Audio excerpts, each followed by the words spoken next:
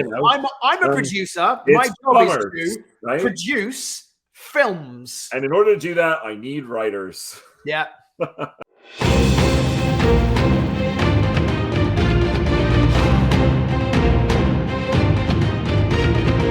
I don't think this one will require a full half hour, but I do think it's an important topic, and I don't think we've talked about it yet. Again, from the business side of things, general meetings. General meetings, yes. Are we talking about annual general meetings or just? What is an annual?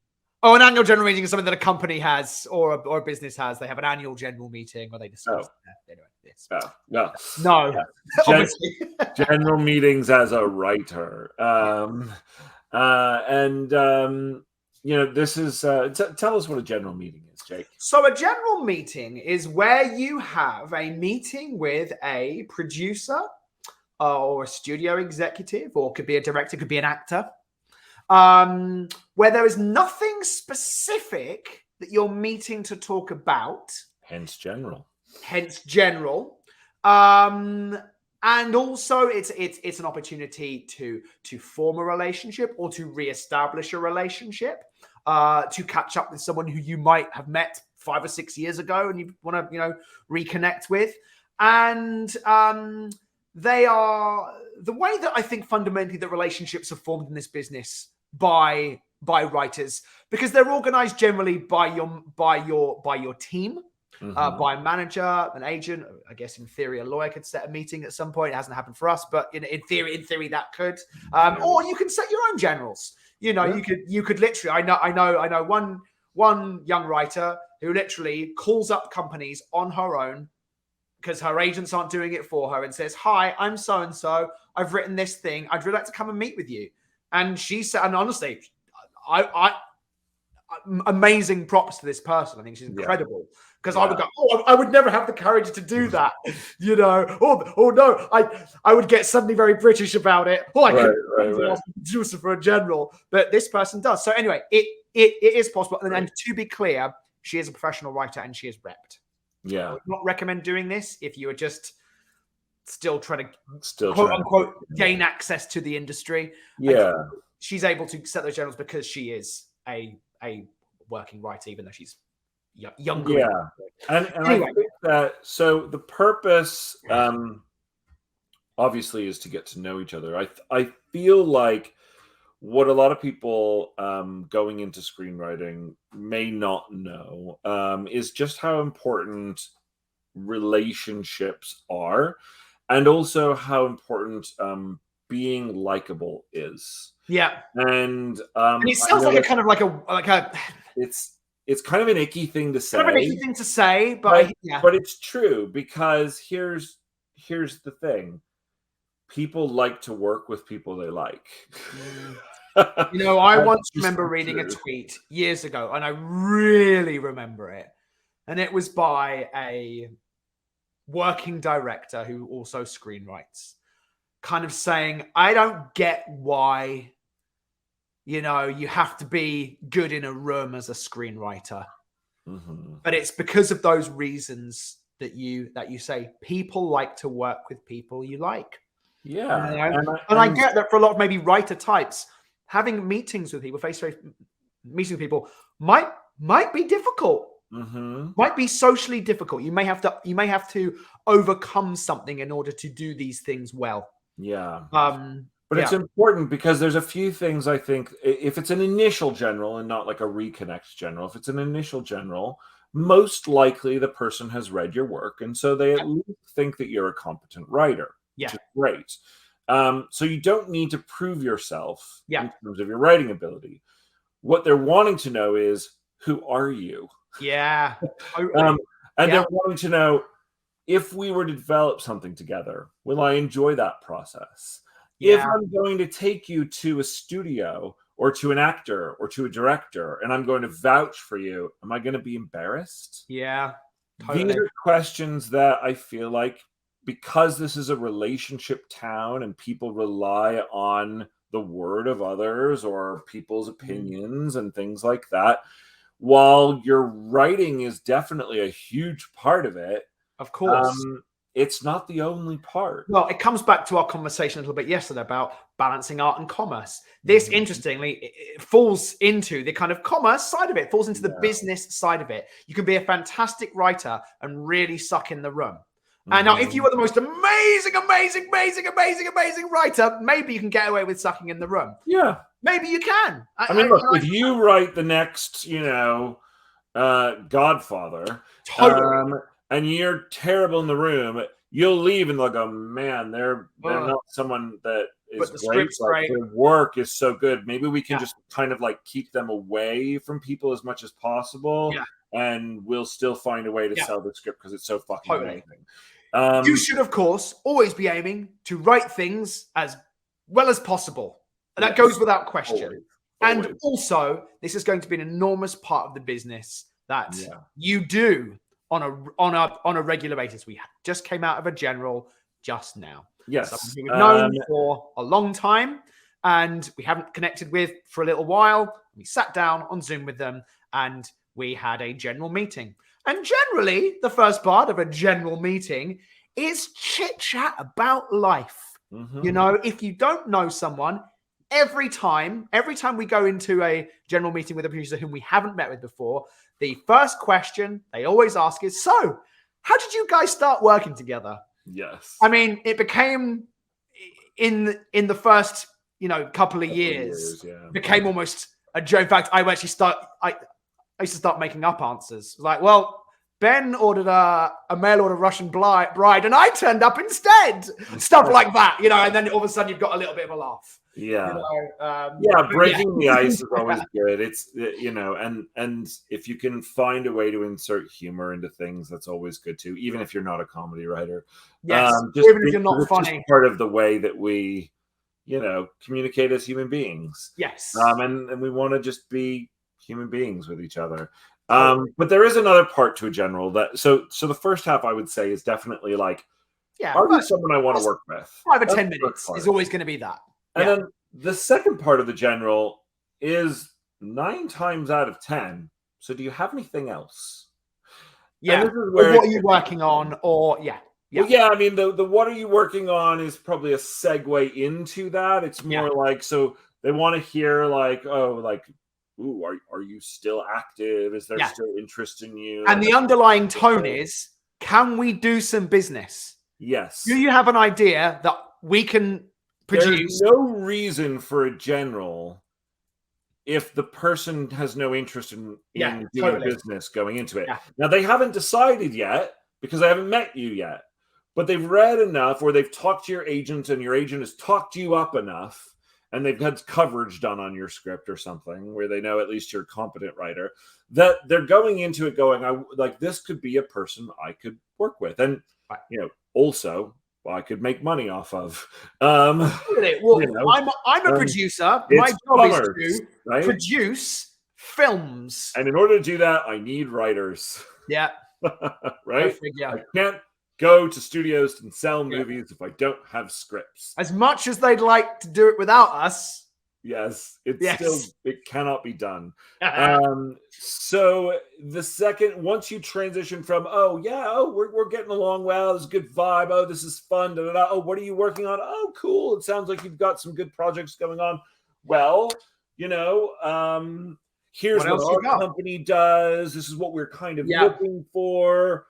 So, they'll give you the spiel about what, and they'll often jokingly call it that because they do this probably 2 or 3 times a day. Here's what we do here. Here's what we do. Here's what we're looking for right now. We were founded by so and so. Then he left the studio and formed his own company. And and right now we're really looking for the next $10 million horror movie, right? Whatever it might be. Yeah. Right. Yeah. And hopefully you've done your research. Yes. And because if you haven't met this person before, and like I said, there are 2. There is as Jake was saying, the reconnect general, but I'm really talking about the general. If you have a general with a producer, you should really look them up first. And if you, for some reason, can't find any information, ask the person who set the meeting for you. Go, hey, what is this company? What did they do recently? What kind of movies do they tend to buy or tend to make? But again, generally, you can probably find, but occasionally there's been a moment we've been like, who is this? Who is this company? Yeah. And we have had to. And they go, we've asked. And we've asked. And I think that, look, I think that when you're starting out, or even still to this day, I have an IMDb Pro account. It's very useful to look up people that you're going to be meeting with in the town. And it's not always 100% accurate, but it's pretty much... I'd say it's 95 to 98% accurate, and you can see what things they've produced recently. Right. Again, if you, I mean, I don't think we've done this in a little while, but if there was a movie of theirs that came out within the last 6 months, maybe go and watch it if you haven't seen it already. Be able to genuinely say, "Oh my God, I really like that. There was this scene in it that blank." I mean, if you didn't like it, don't say anything. People see through bullshit. Yeah. People really can see through. Oh, you're just trying to whatever, trying to kiss my ass a little bit. That's not what generals are about. But they do genuinely want to know what ideas you have. Yes. If you've written scripts, great. Maybe you have a spec that would be right for them. Fantastic. If you have a full-length pitch, I would not jump into a full-length pitch, but here's the point, and we talked about these in an episode the other day. Here's the point where you do your elevator pitch. Yes. You do your very brief, and again, I don't even think it's a log line. I think it's just like, here's the idea for the movie, and you can get a sense how much further you can go based on their reaction. So let's say I go, hey, I'll use our movie for an example that we're writing on this podcast. So we're doing a movie that's like Midnight Run with a demon. Oh, can't do demons at the moment. We've got 3 demon projects. Can't do demons. All good, no worries. I've got another thing for you. And you move on, right? Really? Or I go, hey, we're doing this movie that's like Midnight Run. It's with a demon and a demon hunter who have to save the Antichrist. Oh, that sounds cool. Cool, yeah. So what happens is, and yes, really, to go further. I think I make a good executive. Make a good producer, Jake. Thanks. So basically, you need to be ready to have that quick pitch and then be able to talk about it more. Now, sometimes you don't have anything more. Yeah, and also, I think it's okay to be honest about that. Yeah. I think you can say, hey, I've got this idea. It's the Terminator, but with demons. Want to do a chase movie, want to have some demons in there. That's all I've got at the moment, but I know that there's something there. And they might go, yeah, cool. And then you can start having a conversation about it. Yes. And sometimes that can lead to something really great. Yeah. And sometimes it'll be like, cool, I think there's something there. Let me know when you have more. Yes. Totally. And I think it's good to go into these meetings with at least 3. Yeah, that's I wouldn't do more than I wouldn't have more than 5. No. You start overwhelming people. And here's the other thing. If you are fishing, essentially, and you hook that first fish, focus on that fish. And that's absolutely happened to us. But we've gone in, we've presented one idea. We didn't even get to talking about the rest because they're already on that. And they're like, yes. Cool, yeah, because you don't need to split their focus. Now, maybe you have 2 things that are really different. One's a spec and one's just an idea, and you can pitch out both. Or maybe you have enough of a relationship with the person where you feel like you could pitch out a couple. But if they react and respond and the first just shut up. Or the second one, don't go any further. Just stop. You won. You won the you won the day. Yeah. And then also what can happen in general meetings sometimes is there's the gift part whereby a producer will be like, you know what we've got this thing. We've got the rights to Rubik's Cube. Yep. Is that interesting? And you might go, it's funny. I used to love Rubik's Cubes as a kid. My son's got one at the moment. He's obsessed with it. Yeah. What would that be? Well, we're thinking it would be Taken with a Rubik's Cube. Interesting. Yeah. Anyway. And then you start having a conversation about the Rubik's Cube movie, which is Taken. And obviously write that down. plan for those. Yes, you can't can, really plan. be open, listen, don't shut down their presentations to you and go, oh God, that's stupid. Or don't have any really try and control your face, because you should at least seem like, I mean, they're presenting it to you because they believe in it. Remember that, right? Yes, They totally. wouldn't be coming to you with an idea if they didn't think it was good. We were presented the Guinness Book of World Records movie. We genuinely were like, what the fuck is that? But of course we were like, oh, there's something cool there. Like maybe. I mean, we'll go away and think about it. I think they're actually doing it now. I think I saw something in the trades. Oh, really? Somebody else. It was at one point. I feel like it was a couple of years ago now. But not the person that originally pitched it to us. No, it wasn't. Yeah. But you have to be respectful that these people are actually and honestly, it's quite it's flattering that they think that you might be right for this idea. You don't have to like it. You can leave the meeting going, cool, I will definitely be thinking on that, and then never respond. Yeah. And that's okay. It's called the soft pass. And yes, they do it and we do it. Absolutely. People soft pass all the time. It's saying no without saying no. Exactly. I want to go back just to the kind of opening part of these meetings as well. And, there are, again, we've gotten good at general meetings now. You and I both come from acting backgrounds. We both used to go to auditions. Mm-hmm. And there is it sits in an adjacent space to that. Except you don't have an audition to hide behind. You've just got yourself with this. But I think there are things you can do that are ways into opening up a room. Now, there are lots of great books out there about building rapport with people. And essentially that's what you're trying to do, is you're trying to build rapport, Right. One of the things I've read in this book years ago about auditioning when I was still an actor, which was always about, as soon as you walk into the room, state a shared truth. Now that shared truth, I know Ben's laughing because I've talked about this a lot, but I've experienced really interesting things with it before. I mean, that might be, I remember one time I walked into an audition with a casting director and she had Pez dispensers everywhere. And I said, oh, wow, you've got a collection of Pez dispensers. And she was like, oh, sit down. Let's talk about my Pez dispensers. We talked about her collection of Pez dispensers, which then became a conversation about modern culture for 10 minutes, which was just getting to know someone. Well, and also, the more you can relate to someone on a personal level, the more they'll remember that meeting. I think the problem with general meetings today, and the fact that they're over Zoom, is that they really just kind of blur into each other. I mean, it even does for us. We went through a period after Selling the Princess whereby we had 6 or 7 general meetings in a row. It wasn't a ton. Yeah. But you started to go, who did we talk to? Yeah, it's true. It's very true. And Zoom can do that. Yeah. Whereas, back pre-pandemic, we would have to drive to that person's office. A lot of times they'd be on a studio lot, which is super fun.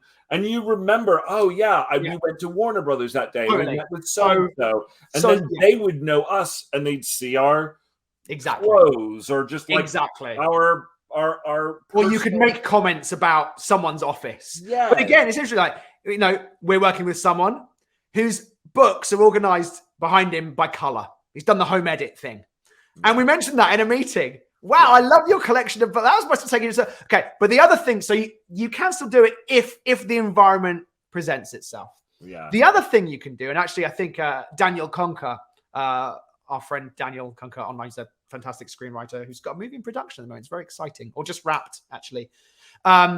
He always talks about tell a story from your life that's happening now. Hey, Jake, how you doing? I'm really good. I've just started taking cold showers in the morning. It makes me feel really awake. Whoa, you're doing what? Yeah, I just, all of a sudden you're having a conversation about just something that isn't about the industry or the stock questions and answers that you just do, that just feel like boilerplate. So how did you guys meet? Here's what I do. How can you make a meeting engaging and fun? What can you do to do that? And hopefully by the end of the meeting, the producer that you're meeting with will have liked one of your ideas. Maybe they won't. And that's okay too. They can always, hopefully they're not terrible ideas, and they can be like, you know what, none of these work for me, but this was so great, and if you have anything else that you think is right for us, let me know. And at least you've established like an open door policy with them. Hopefully that you come out of that meeting with them going, God, I love this. Can we talk more about this idea? Or if you have a script, will you send me the script? Or if you have a full pitch, would you be open to doing a full pitch for me? Make sure that you then contact the agent who set that meeting for you, or the manager who set that meeting for you, and let them know how it went. And hopefully your reps are good at their jobs, and they will then follow up with that person to get the off the record side of how that went. And if the two match up correctly, then that could be the beginning of a really great relationship. Also, exchange emails. Yeah. With that person, just say, I'd love to, they might offer, they might say, let me grab your information. Right. Or you might say, I'd love to stay in touch with you. I'd love to stay in touch with you. What's the best way to do that? Yeah. Not, please, may I have your email? I'd love to stay in touch. What's the best way to do that? They might say, oh, have your agent contact my people. Fine. They didn't want to give your email. They might say, I'll just give you my email. Here's my card if it was in person. At the moment, it's drop it into the chat in right. What you find out who's making a comment? Who's making a comment? It's just Gavin says, "Good evening, guys. UK Hello. time." How you doing? What time is it over there? Almost 9 o'clock in the evening. Hey, Gavin. Yeah. But so I think, and one of the bits of advice a friend of mine gave me, whose father was very, very, very wealthy. And the only piece of advice his father ever gave him was call everyone in your Rolodex every 6 months. What's a Rolodex?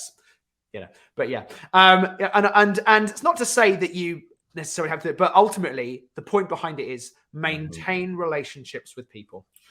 Jake, we used to be, I think, even better about this. We did. And it's something that, even just talking about it now, I go, we're at October 26th.